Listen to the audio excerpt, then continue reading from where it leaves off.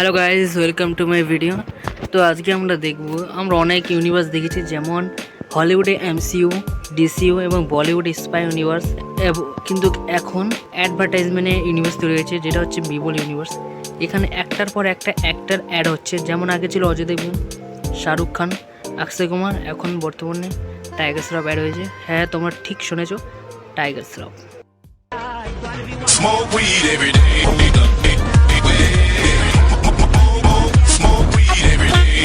তো কিছুদিন আগে আমরা দেখেছিলাম অক্ষয় কুমারকে এই বিমল ইউনিভার্সে অ্যাড হয়েছিল।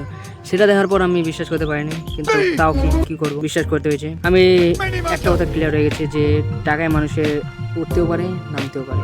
তো এটাই হয়েছে অক্ষয়ের সাথে। আর এখন টাইগার শ্রফ এই ইউনিভার্সে অ্যাড হওয়ার পর কিছু বলার নেই, বলার একটাই আছে, টাইগার শ্রফের ক্যারিয়ারে ফ্লপ চলতেছে, আর এইসব অ্যাড করে কিছু হবে না।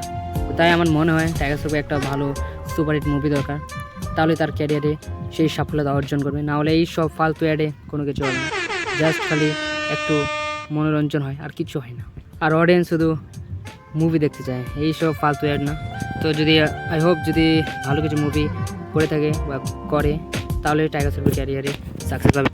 কখনো তিনি দিতে বলেন, কখনো তিনি খেতে বলেন। যখন আগের অ্যাডটা এসেছিল তখন আমি দেখে অবাক ছিলাম, কারণ কেউ আশা করেনি যে এমন কোনো কিছু অ্যাড অক্ষয় কুমার করবে, এবং সেটাই একটা শকিং অ্যাড। আর এটা তো টাইগার শ্রফের কোনো আগে কোনো কিছু মানে ভালো কিছু অ্যাড করেনি, মানে নর্মাল অ্যাড করে গেছে। তো তার এই অ্যাডটা দেখার পর এমনও কিছু রিয়াকশন হয়নি, মানে মনে হয়েছিল যে একটু আলাদা রকম হয়েছিল, এতটাও কিছু মনে হয়নি। আর আজকের ভিডিওটি এইটুকুই বন্ধুরা। যদি ভিডিওটি ভালো লেগে থাকে তাহলে অবশ্যই লাইক করো, কমেন্ট করো, আর এরকম ভিডিও পাওয়ার জন্য অবশ্যই চ্যানেলটিকে সাবস্ক্রাইব করো। দেখা হবে নেক্সট ভিডিওতে। তো